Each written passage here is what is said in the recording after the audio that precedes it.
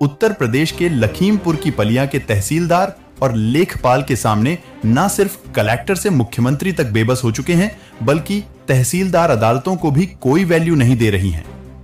जी हां, सही सुना आपने। मामला लखीमपुर जिले की पलिया कलां तहसील के गांव चंदन चौकी का है। दरअसल वोट की राजनीति के चलते कई दशक पहले सरकारों ने पलिया के कई गांवों को नवीन प्रति में दर्ज कर दिया था।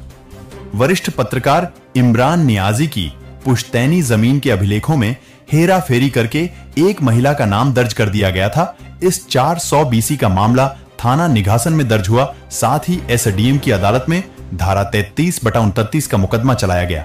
इसी बीच मायावती ने वोट की राजनीति करते हुए नवीन प्रति दर्ज करा दी। मौजूदा में तहसीलदार पलिया की कोर्ट में 33/29 का मामला विचाराधीन है। इसके साथ ही नवीन पर्सी के खिलाफ चकबंदी न्यायालय में मामला विचाराधीन है। 3 अदालतों में मामले विचाराधीन होने के बावजूद तहसीलदार, लेखपाल और ग्राम प्रधान ने अदालतों के मान सम्मान को पैरों तले रौंदते हुए विवादित भूमि पर कब्जा करके मनमानी शुरू कर दी। आइए सुनते हैं पूरा मामला। सर, पहले तो आपका परिचय जानना चाहेंगे। मेरा नाम इमरान नियाजी है और बरेली में रहता हूँ, सीवीगंज में। सुनने में आया है जैसे कि आपकी कोई जमीन है चंदन चौकी में। जी, पता है, चंदन चौकी पलिया। जी, वो जमीन का कोई विवाद चल रहा है, किसी तरीके का कोई मुकदमेबाजी कोर्ट में है ये। जी, और क्या पूरा मामला है? मामला ये है कि ये जमीन कुछ लोगों ने बहुत पहले कब्जा कर ली थी और उसका मामला उन्होंने फर्जी तरीके से नाम दर्ज करा दिया था खतौनी में। उसका मुकदमा फौजदारी एक्ट में दर्ज हुआ। उसके बाद में दुरुस्तगी का एक रेवेन्यू का केस आता है, वो हमने तहसीलदार के यहाँ दर्ज किया। चकबंदी ने इसको क्योंकि नवीन पट्टी में डाल दिया था, नवीन पट्टी में डाल रखा था, तो इसलिए नवीन पट्टी जो है उससे जमीन को खाली कराने के लिए, बहाल कराने के लिए हमने चकबंदी में भी केस चल रहा है हमारा। लखीमपुर चकबंदी कोर्ट में भी चल रहा है, पलिया तहसीलदार के पास भी चल रहा है केस, और फौजदारी कोर्ट में भी चल रहा है। अब स्थिति ये वो चलता चला जा रहा था। अब स्थिति यह है कि जो ग्राम प्रधान है उसने अपनी सेटिंग करके, जिसमें तहसीलदार, मुझे अब लगता है 4-6 दिन के बाद तहसीलदार के रवैये से ऐसा लगता है कि तहसीलदार भी इन्वॉल्व है इस बंदर बाट में। प्रधान की कोशिश ये है कि ये जमीन सरकारी हो चुकी है, अब हम इसको बांट लें। प्रधान ने मुझसे ऑफर किया था कि आप कहाँ मुकदमेदारी कर रहे हैं, ऐसा है हमसे सेटिंग करो पैसे की, और जितनी कीमत बैठे उसका 50% आप लो, तोड़ दो, आपको नुकसान भी नहीं होगा। मैं नहीं, पहले कोर्ट का फैसला आ जाए उसके बाद बात होगी।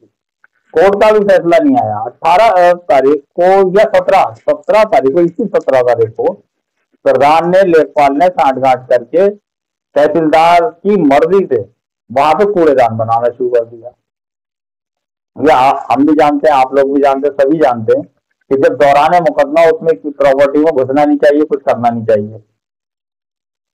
हमने डिमांड तुरंत, सुबह को मैंने, रात में मेरे पास खबर आई है, सुबह को मैंने DM लखीमपुर को फोन किया, उनको बताया, बोले नहीं ठीक है मैं देखता हूँ अभी।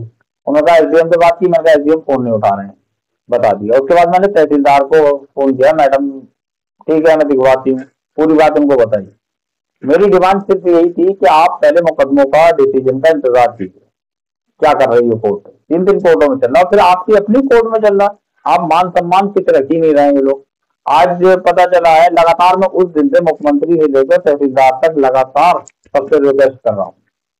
जब मैं ये नहीं कह रहा हूँ आप मत करिए, लेकिन उस समय करिए जब कोर्ट का डिसीजन आ जाए, किसी एक कोर्ट का तो आ जाए।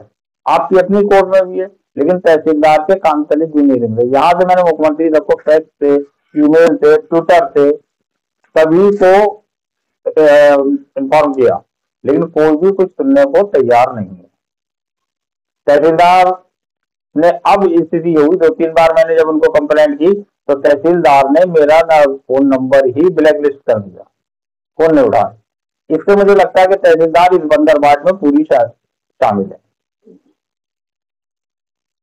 क्या हमने अपने वकील के द्वारा इसमें कोर्ट में इसकी शिकायत की, जब आपका जो चल रहा है मामला विचाराधीन है अभी, तो वो तो कोर्ट में है, तो आपने इसकी शिकायत की है? क्योंकि कोर्ट इस वक्त बंद है दशहरी छुट्टियों की वजह से, इसलिए कोर्ट में कोई वो नहीं हो पाई। अब कल जब छुट्टी खत्म होगी उसके बाद कोर्ट में हम लगाएंगे कुछ पेपर, कुछ रूल और कुछ सुप्रीम कोर्ट की रूलिंग। ये हमारे पास ऐसी हमारे मिल गई है जिनसे ये चकबंदी ही अवैध है। ओ सॉरी, माफ कीजिए, जो नवीन भर्ती की गई है यही गैर कानूनी हुई है, ऐसी रूलिंग है हमारे पास है। और चकबंदी, इससे पहले चकबंदी उसी एरिया में 5 किसानों को बहाल करती थी, जिसमें 2 फर्जी हैं। 5 खाते बहाल किए, 2 फर्जी हैं। वहां पर बहुत लोग परेशान है, पूरे गांव सारे दूर दूर तक के परेशान है, लेकिन अधिकारी कुछ सुनने को तैयार। मुझे ये लगता है कि इस सरकार में अदालतों की कोई वैल्यू नहीं है, केवल अधिकारी अपनी मनमानी कर रहे हैं। अदालत की कोई नहीं है, अदालत का मान सम्मान कुछ नहीं। मैं डीएम साहब से भी लगातार रिक्वेस्ट कर रहा हूँ, मैंने मुख्यमंत्री, चीफ सेक्रेटरी, राजस्व मंत्री, राजस्व सेक्रेटरी और डीएम, कमिश्नर, तहसीलदार, सबसे ही ये मैं लगातार रिक्वेस्ट कर रहा हूँ कि आप मान सम्मान कोर्ट का बचाइए। जो कोर्ट में मुकदमा चल रहा है तो द्वारा विचाराधीन मुकदमे में आप ये क्यों कर रहे हैं? इमरान जी, आपकी वो कितनी जमीन है? ये 6.33 एकड़। तो वो जमीन में अभी कुछ होता है, कुछ खेती वगैरह ना? इस समय मैं आपको बताऊं कि अभी 2 साल पहले, लगभग 2.5 साल पहले, जो जिसने पहले कब्जा किया था उसने आके इसमें खुराफात की थी, लड़ाई झगड़ों की नौबत आई थी, सब मुकदमा मामला थाने गया था।